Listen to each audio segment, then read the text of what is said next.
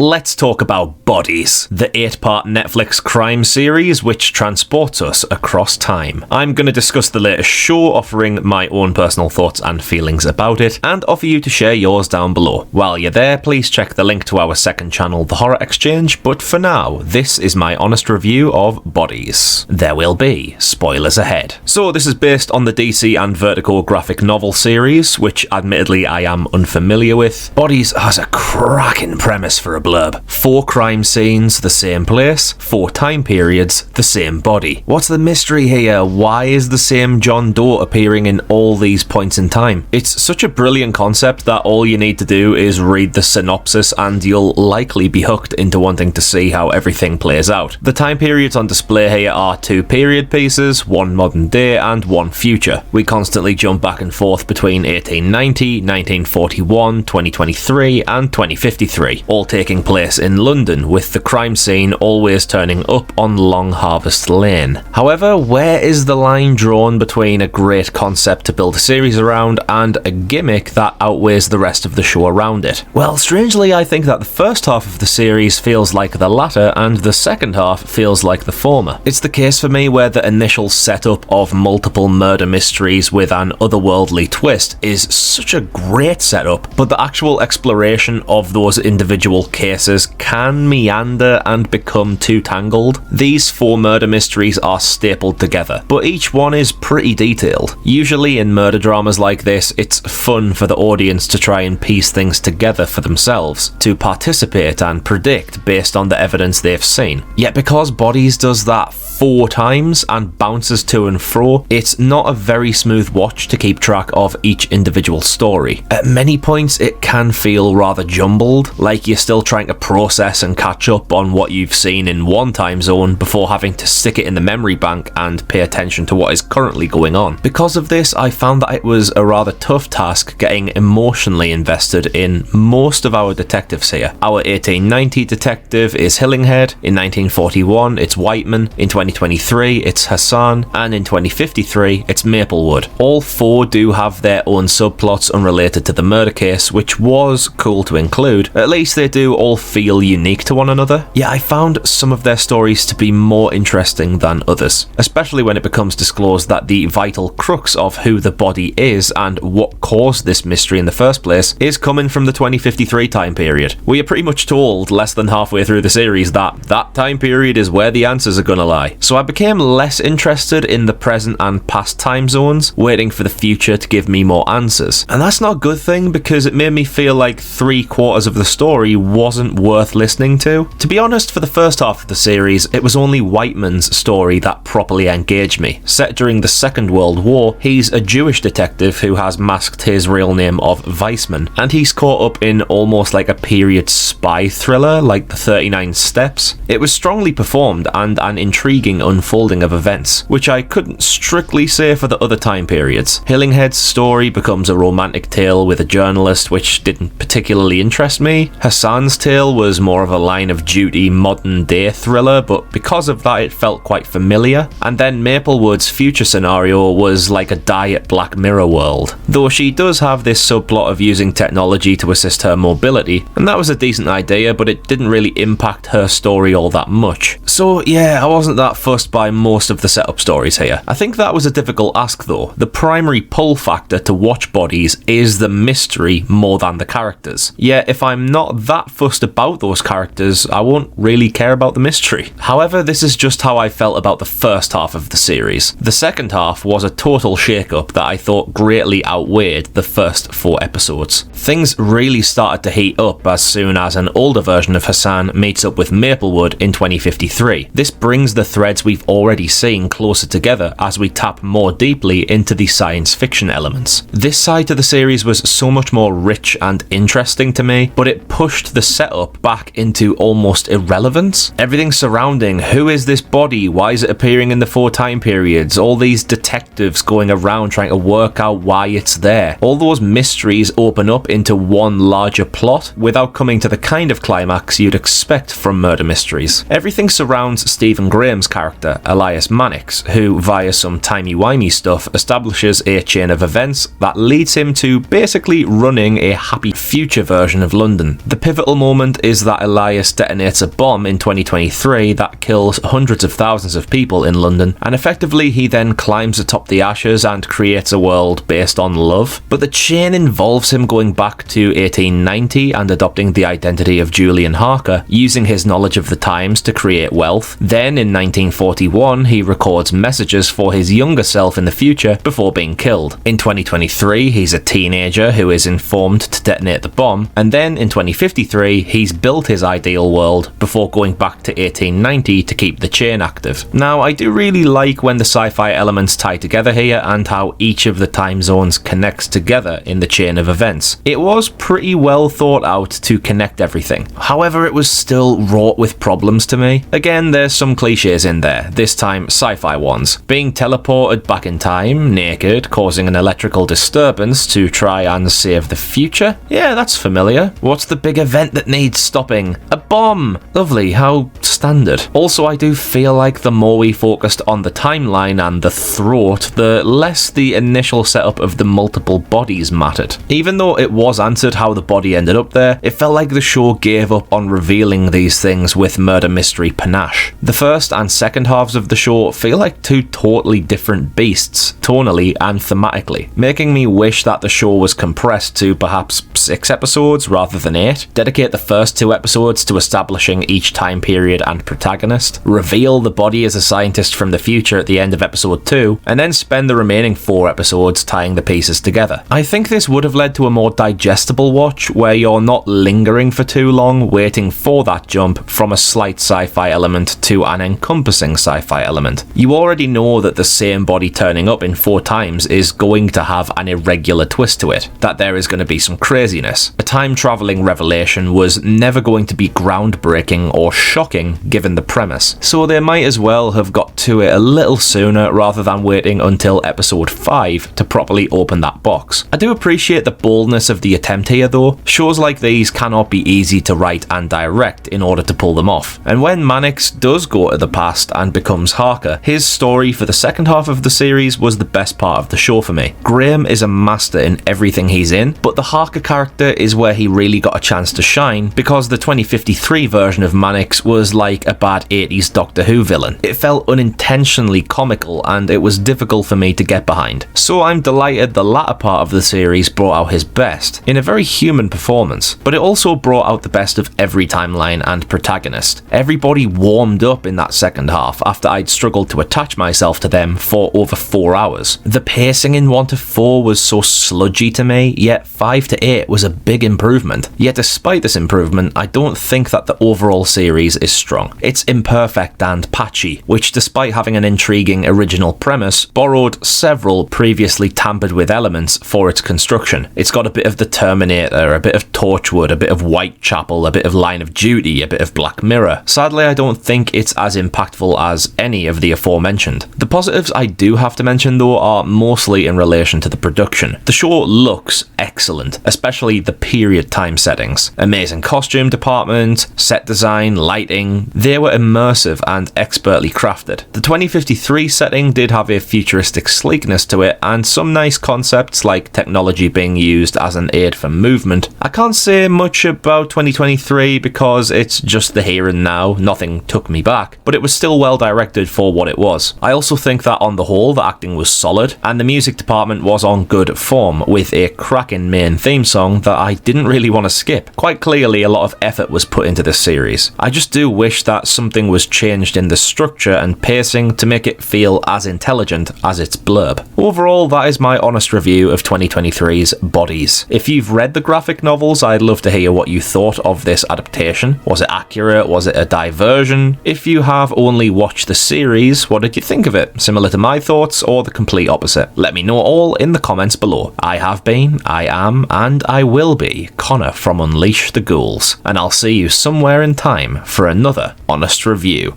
Cheers out.